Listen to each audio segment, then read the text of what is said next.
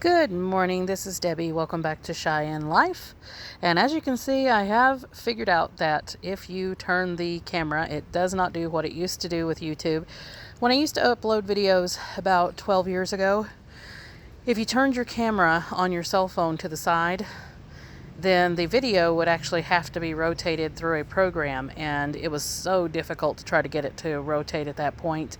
So I didn't think that you could do that now. So that shows you that I'm a little bit behind on, I guess, some of the technology of today as far as cell phones are concerned, because I've had cell phones since 1993, but you didn't have a whole lot of video back then, obviously. Probably not until later 90s. And, well, things have changed, obviously. So this is now. Anyway, I wanted to update everyone on the pumpkin. This is the big pumpkin that goes for about 40 feet or so and kind of wraps around, as you can see. And is actually proceeding to go back around the cherry tree that I have in my front yard. But I was telling everyone about the pumpkin that started out basically the size of a fist, and now it is probably, oh well, jack-o'-lantern sized. But that was 4 days in, and now we are looking at day 6. And as you can see, it is almost a full-size pumpkin. Probably will start turning orange pretty soon. And the one that was about its size a couple days ago is now this big. So looking at double palm size there, and it'll quickly get even bigger than that. And there's already another one that has started further on the end, as you can see down in there. And I've got 2 more on the other side of it. Someone's alarm is going off on their car, and I've got my dogs out right now, supposed to be going to potty, but instead they're barking because the alarm was going off. But I have updated a few things in the garden since the last time I had spoken to everyone on video. I have cleaned up an extra cucumber plant that looks like it is going to start running pretty soon. And it'll probably be the straggler last one for the season. And the acorn squash are getting bigger because I had came out and hoed them up in a hill a little bit larger. And of course, still all of the flowers are doing great. And here is the other side of that pumpkin. And you'll be able to see here that it does have 2 pumpkins on this end. And they are really close together. I've not seen this in a long time. And they're both getting large. They were both pollinated, and they are both going to be good-sized pumpkins eventually. Anyway, I had cleaned up where the lettuce had been that didn't get started very well, and I've already replanted lettuce here since the temperatures are going to start going down. Looks like we will be in the 90s this week, but next week it is going to start going down into the 80s, lower 80s, hopefully. Of course, that could always change. It seems that the weather here in Wyoming can change within 3 or 4 days or so. Not much different though when I was back in Tennessee, to be honest. It usually rained about every evening in Tennessee. And the Brussels sprouts are really, since trimming back all the leaves off the bottom, as you can see, they are really starting to show their Brussels sprouts now. Some of them larger than others, but they are getting all up and down the stalks. And it is actually pretty warm today. It's supposed to be 88 today, but not into the 90s. Yay, a little bit of a break. Yesterday was pretty miserably hot, and the day before that was even worse. And this is the collards that I had cleaned up and weeded. And as you can see, they are all taking off very well. So it looks like even the ones that were transplanted are going to make it. And the spinach is going to have to be eaten very soon because it's actually starting to go to bolt because of the heat. The romaine lettuce is now done, or giant Caesar if you want to call it that. It's actually just romaine lettuce.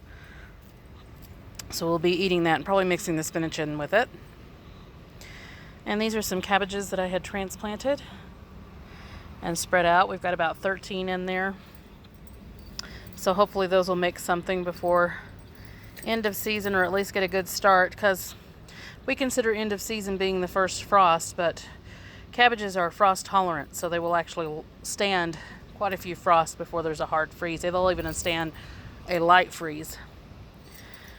And I planted more radishes right out here. And these are radishes that are already started. And then I've actually got a third batch of radishes over here. And my acorn squash is actually starting to set some squash now. And as far as the onions, usually I would have went ahead and put them on something to dry, but it has been so hot and we've had zero rain in quite a while, so they are fine to just dry where they are, which is they're doing very nicely on drying. And I'll flip those over today, and they will probably be well enough to start clipping the tops off to further dry them. And I did go ahead and plant other lettuce here in the section where I had nothing, and there are beets in back. I also trimmed up my tomatoes, took all of the dead leaves off of the bottoms and trimmed up some of the bottom limbs again. So now they are much healthier. This has been a couple of days ago now that I trimmed them up. And as you can see, nothing but green foliage now. And they are setting more fruit that they did not have before, probably from cleaning them up. And that should actually make it before the first frost. I just have tomatoes galore. I actually spotted one down in there that is getting a little ripe, but I usually tend to pull mine when they start to turn color, so that prevents pests from getting into them and then spreading to the other ones. And a little surprise that I had when cleaning up the garden was I had thought that I was not going to get any cantaloupes or anything this year, but look there. Surprise, surprise. About a fist-sized cantaloupe that's actually a Crenshaw melon. So that will be likely making it before the end of the season. And there's actually a couple of more that have started. There is one right in this section. Oops, let me see if I can find it again. Yep, right there it is, right back in there. And there's a couple more towards the end of the plant.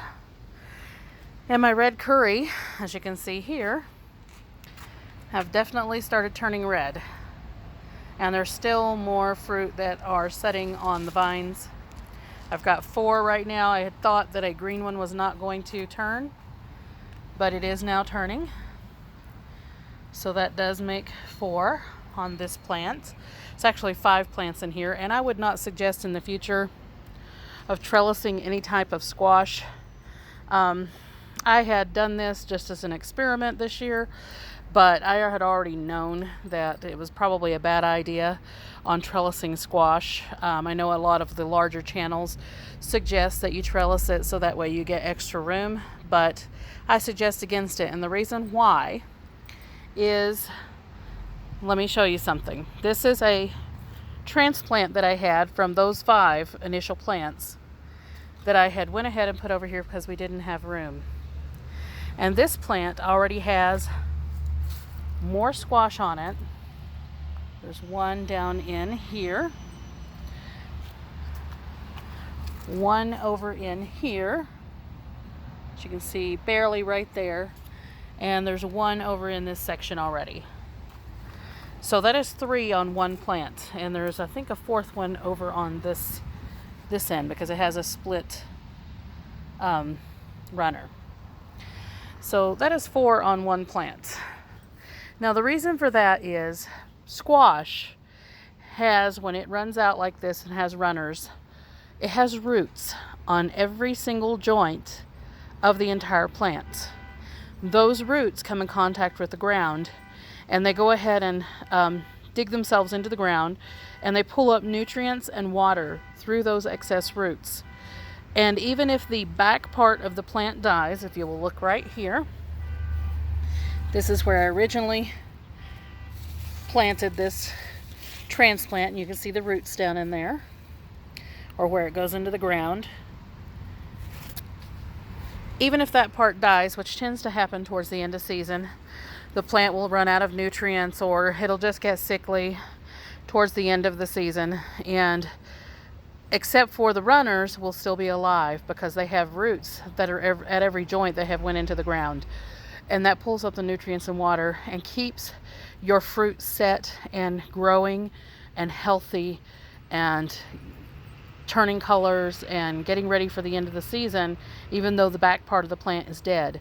When they are on trellises like this, they are not getting that because there's nothing for the roots to come in contact with because they're up on the trellis. So not a good idea to run squash that has runners. Now, of course, zucchini and doesn't run. It doesn't have any runners on it. It may run a little bit when the plant gets very, very old, but it doesn't go very far. If you have plants that have runners, squash particularly, you do not want to run them up on a trellis because they don't have those extra nutrients in case the end of the plant starts dying back. Fortunately, I haven't had that problem so far, but I would not be surprised if that happens. And if that happens, then that means I'm going to have to water more because the roots that are on those runners are not in contact with the ground. Now, melons do not have that system. Melons do not have that type of runners or joints that have roots that if they come in contact with the ground will have extra nutrients. So if your melons have the end of the plant start dying, then it is likely you're going to have to go ahead and harvest your fruit that are on it, because it will not sustain them. It will not keep them alive. It will only keep them alive as long as that runner is alive, and it does not have any ability to pull extra nutrients and water up into it because it does not have those roots at the joints. So, word to the wise, avoid planting squash that runs on trellises.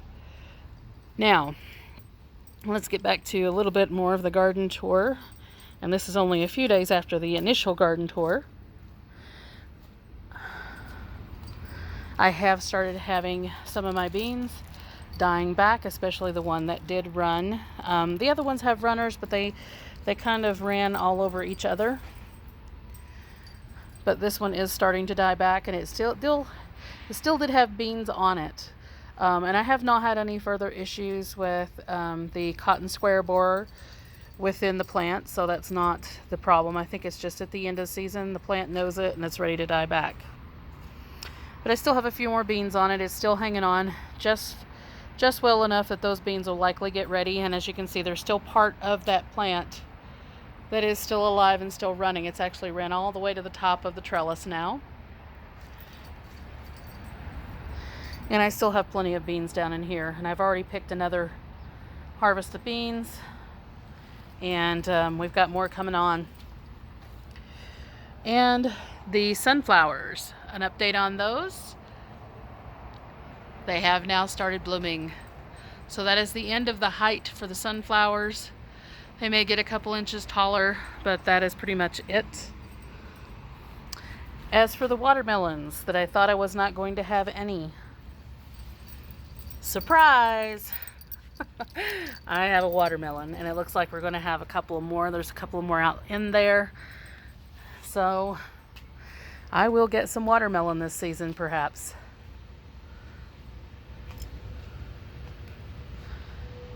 And as far as the other straggling sunflowers, they're still getting ready to bloom. They're a little bit shorter because they were kind of stunted out by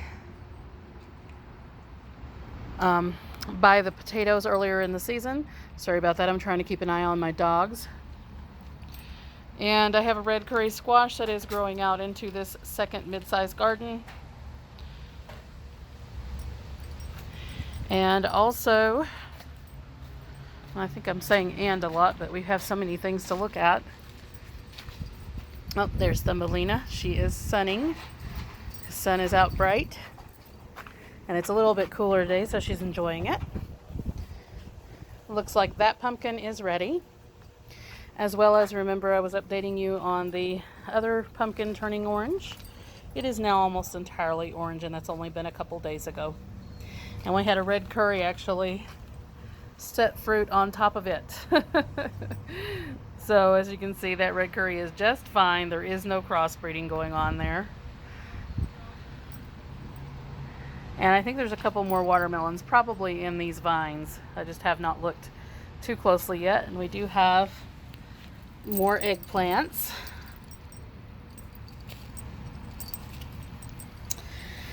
So the eggplant vine is getting pretty full. And I did discover that one of my red curry plants has acquired downy mildew. If you can see that, up above it is the jack-o'-lantern, very healthy leaves, and down below it,